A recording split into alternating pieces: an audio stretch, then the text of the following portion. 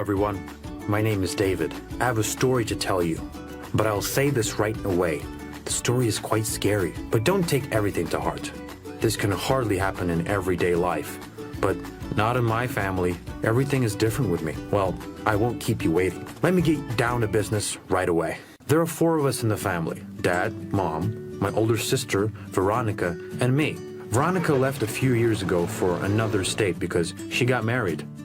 She comes to visit extremely rarely. And a couple of months ago, she surprised us with great news. She was soon going to be a mother. My mom was very happy about the news because she dreamed of becoming a grandmother. By the way, yes, our parents are quite young. They're a little over 50, but they look even younger. And all this, according to my mom, is thanks to proper nutrition and sports. You will never find fried food or a lot of flavor or alcohol in our house. My parents are obsessed with healthy food and drinking water. Technically, my sister and I have also been used to this form of childhood, but sometimes I still allow myself fast food. Yes, I do like junk food. Well, what am I even talking about? Oh yes, and so, our mother was an active person. She was everywhere at once and liked to participate in public affairs, loaded herself with worries of other people, and still managed to do her chores. I could never imagine her being alone and staying in one place. As time went on, I got older and eventually had to go to college. We all understood that moving to a different place was no joke, especially since my college was far away. Mom did not want to let me go. She always said that if she was left alone, the house would feel empty and she would be sad, but I reassured her that she was not alone, but with Dad. And she also always had something to do, so I wasn't worried about that. My father was in favor of me going away because at the ending of the day, they birthed me so that I could live my life. I quickly packed my things, kissed my parents, and got into the car. The road almost took a whole day. As soon as I arrived to another state with my friends, I was full of excitement. I could not wait to get a taste of my new adult life. Even though I was still anxious, I was extra happy with the fact that there were no parents nearby, which meant that I was finally leaving the family nest for good. Almost all other students were in the same position, and this brought us closer. I was lucky to have my childhood friend with me. His name was Ted. We were going to do the same major and even began to live together in dorms. To be honest, everything turned out to be more difficult than we had imagined. Turns out that studying in college is not all like high school. The academic pressure is bigger, and if you do not want to be expelled or have your scholarship be taken away, you have to study hard. Little by little, we tried to devote more time to study. We made this a priority. When I called home, I would hear my mom cry, and I understood that she was bored, and I also missed her. But still, I believe that we all should get used to living like this. My father was at work almost all the time, and 6 months later, my mom's company was closed, and she decided to be an at-home mom. Because of her age, few places dared to hire her, and she decided that it was time for a rest and finally take up gardening, which she had long wanted to do. My sister and I did not call each other. I did not want to meddle in her affairs, and she wasn't particularly interested in me. I knew that she now had her own family. So a whole year passed. Because of the frantic schedule, I've never went home. Missed all the holidays, Christmas, and even my mom's and dad's birthdays. At first, I called regularly, messaged, and sometimes even video called. But then my calls became less frequent because I decided to take a part-time job at a local cafe. Ted and I decided to rent a small apartment not far from the school and split the rent. Our dorms were fine, but your own apartment, although rented, was still better. We both got jobs, worked in a cafe, and he washed cars.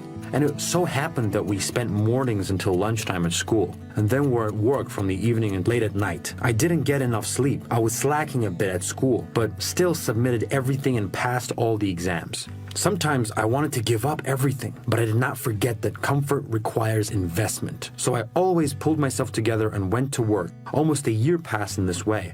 I had lost count of how many times my mom called me, and I had to miss her calls. It was impossible to use the phone either at school or work, so I was inaccessible to almost anyone, not only to my mother.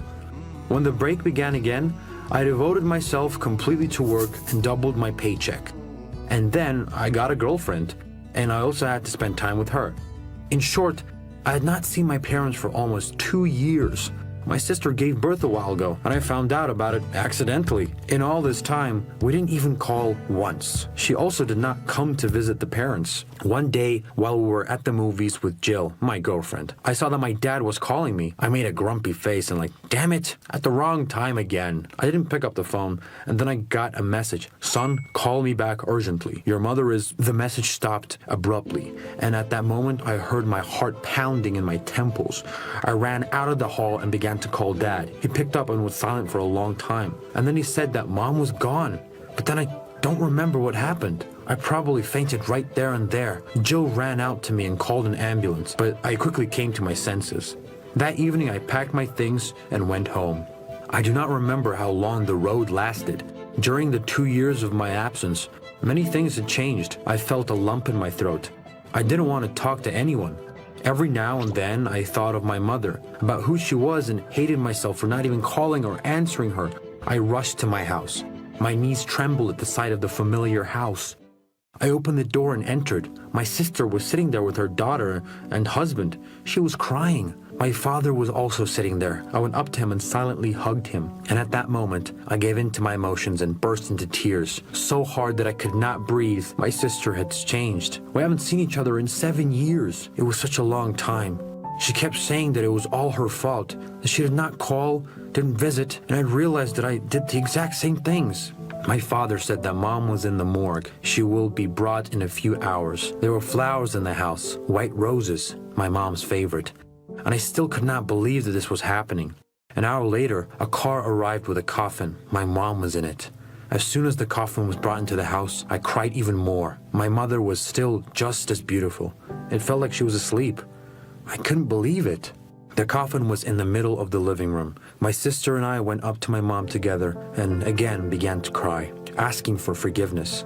I said that if we were given another chance, we would never behave like that because one can only have 2 parents in their lifetime. You never know when the end will come.